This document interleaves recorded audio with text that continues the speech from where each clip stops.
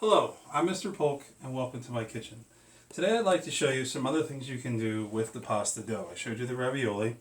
One of the things you can make is a lasagna.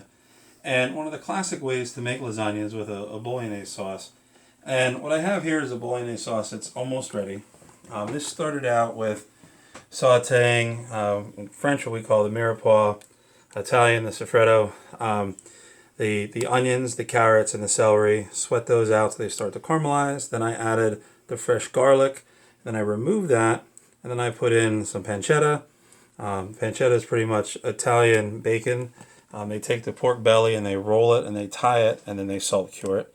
And then I also did that till it was golden brown, took it out, and then I got about a pound of ground beef sauteed and then a pound of ground pork. Then you put the veggies back in, and then you get the canned tomatoes, or if you had them yourself, just the whole tomatoes, and break them up by hand and put them in. And then I put in about a cup of milk and about a cup of veggie stock, and it pretty much simmered for at least 4 hours. And when it simmers down, that's where it gets the thickness that you see here.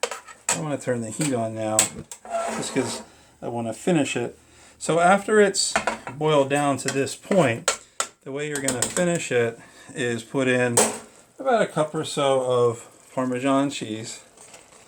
And you can throw in some fresh parsley. It was diced up, minced up. And then stir that around. You get the cheese kind of melty. And that sort of gives you the thickness of the sauce. Then also, too, you want to wait to the end to season because the Parmesan has that saltiness to it. And then the last thing you're going to want to do is add the cream. Because once you add the cream, you're going to pretty much want to kill the heat. The cream is what is just going to add to it. And at first it looks like it makes it like a blush sauce, but once it all blends in, you can see that the cream goes away. And it's just a really nice creamy type sauce. And you could put this right on top of pasta, okay, or you can put it inside your lasagna, and that's what we're going to do. And then the last thing is you can season it with a little bit of pepper and a little bit of salt. And that's it. And usually this doesn't get like the classic Italian seasonings, the flavors coming out of the pork and the pancetta and all of that. So that's how we make a bolognese. And again, everybody has their own way to make a bolognese. This is kind of my sort of rendition of it.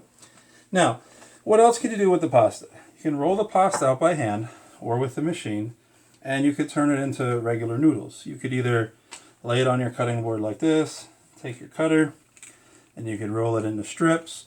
Or some people put a little bit of flour on it and roll it up and then cut that way and unroll them. Or if you do have the pasta machine, the first part we used was the one that rolled it. Then you have another attachment that cuts it. And pretty much all you have to do there, get this out of the way, is put it in and just turn the crank and it takes it through the wheels. Let's see if I can catch it. Cuts it right into the pasta. And now your best bet is to try to let it dry.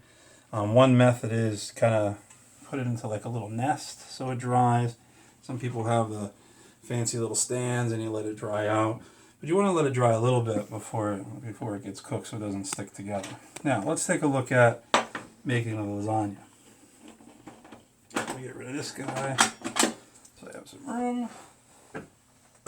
Alright, so again, lasagna is one of those things that everybody has their way, their method. There's a lot of different things you can do. I'm going to show you one way. And I'm going to start with a little bit of the bolognese. So I'm going to do an individual one. So I'm going to take some of this bolognese and put some on the bottom. Then I'm going to do some fresh pasta. And I'm going to use a cutter. So I got little round cutters here. And it doesn't have to be the perfect size because the pasta sheets stretch a little bit. I'm going to lay that down. Then I'm going to do more of the bolognese. This time it's part of the layer, so we don't want to be stingy. The first time was just to coat the bottom a little bit. Now, this is where it gets tricky. American lasagna has to have the ricotta cheese. All right. However, traditional Italian lasagna doesn't use the ricotta. It just uses a bechamel sauce. So what I've done is I've made a white bechamel sauce, and you've made this in class level 1 a bunch of times, where we take the butter and the flour, make a roux, and then add the milk, and then a little touch of nutmeg. And in this case, I added some mozzarella cheese, and you just put some of the bechamel right over top. And you can see how it just all blends together. You have a nice little creamy layer. Then we're going to put a little bit of Parmesan and then do it all over again. All right, maybe a little bit more Parmesan. Then we do one more.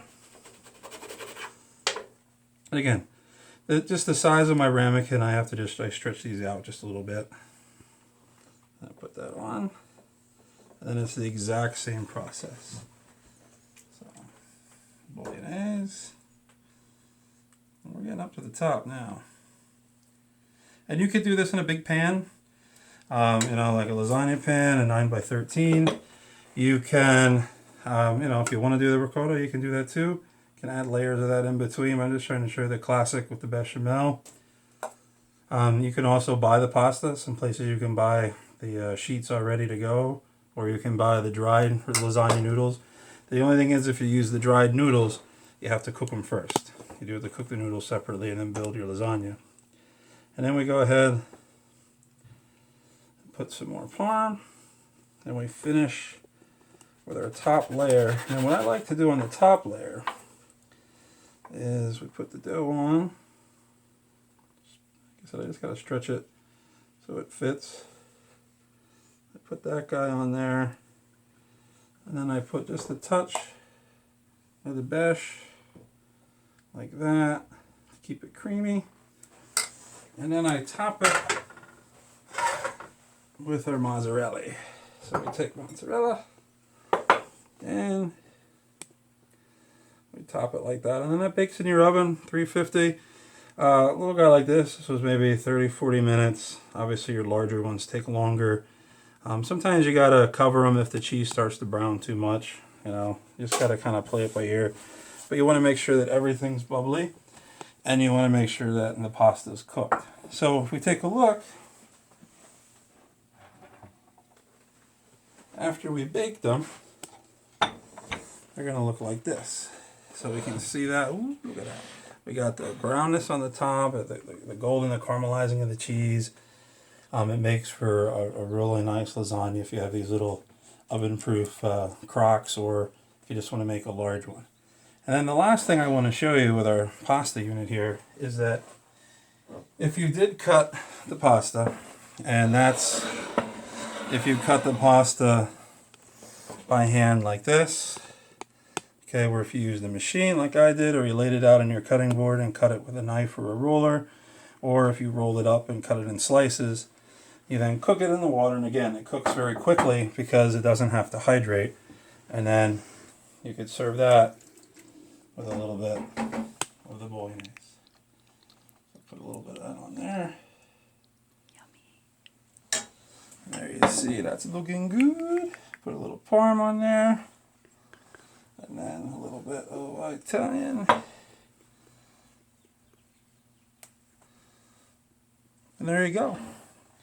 So there you see how we made the ravioli with the dough. You could also use the same pasta dough to make the sheets of it to build a lasagna, either this way or any way that you love to build your lasagna.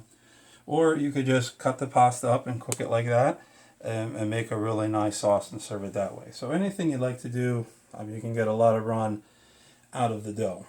Okay, and again, the dough was easy to make. We made that just by hand. The important thing is to let it rest. So I'd like to thank you for cooking with me today, and I can't wait to cook with you really soon right here in Mr. Polk's kitchen.